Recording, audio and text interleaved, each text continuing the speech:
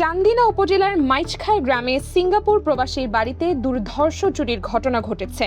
ঘরের তালা ভেঙে আলমারি ও ওয়ার্ড্রপ থেকে প্রায় ৬ লাখ টাকা মূল্যের স্বর্ণালংকার ও রূপার গহনা নিয়ে গেছে দুর্বৃত্তরা। শুক্রবার 10 জুলাই দিবাগত রাত আনুমানিক 2:30টার দিকে মাইচখাই গ্রামের সিঙ্গাপুর প্রবাসী সাদ্দাম হোসেনের বাড়িতে এই চুরির ঘটনা ঘটে। পরিবার সূত্রে জানা যায়, প্রবাসী সাদ্দাম হোসেন দীর্ঘদিন ধরে সিঙ্গাপুরে অবস্থান করছেন। তার স্ত্রী সন্তান আলাদা ঘরে বসবাস করলেও ঘটনার দিন তার স্ত্রী বাবার বাড়িতে বেড়াতে যান।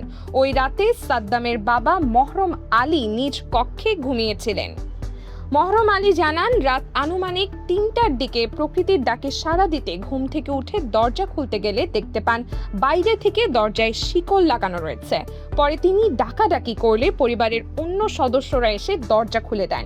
এরপর তিনি ছেলের ঘরে গিয়ে দেখতে পান দরজা খোলা এবং ঘরের আলমারি ও ওয়ার্ড্রোব ভাঙা অবস্থায় রয়েছে।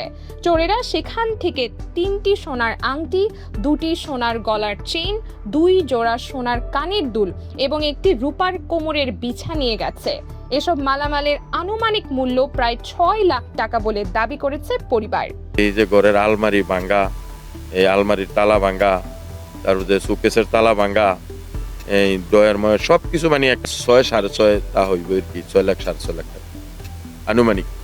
এদিকে 8 জুলাই রাতে চান্দিনা পৌরসভার হারং দক্ষিণ পাড়ার আরেকটি ডাকাতির ঘটনায় স্থানীয়দের মধ্যে উদ্বেগ সৃষ্টি হয়েছে।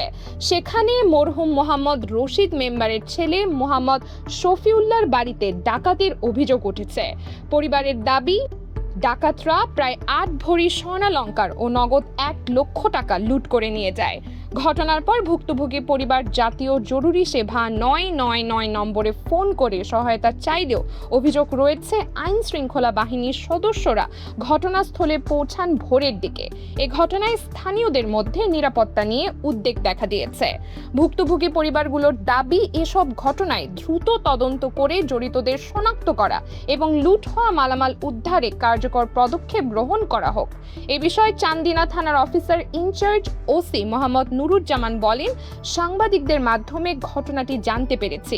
লিখিত অভিযোগ পেলে তদন্ত করে প্রয়োজনীয় আইনগত ব্যবস্থা গ্রহণ করা হবে। স্থানীয়রা জানান, এলাকায় চুরি ডাকাতি প্রতিরোধে আইন শৃঙ্খলা বাহিনীর আরও সক্রিয় ভূমিকা প্রয়োজন।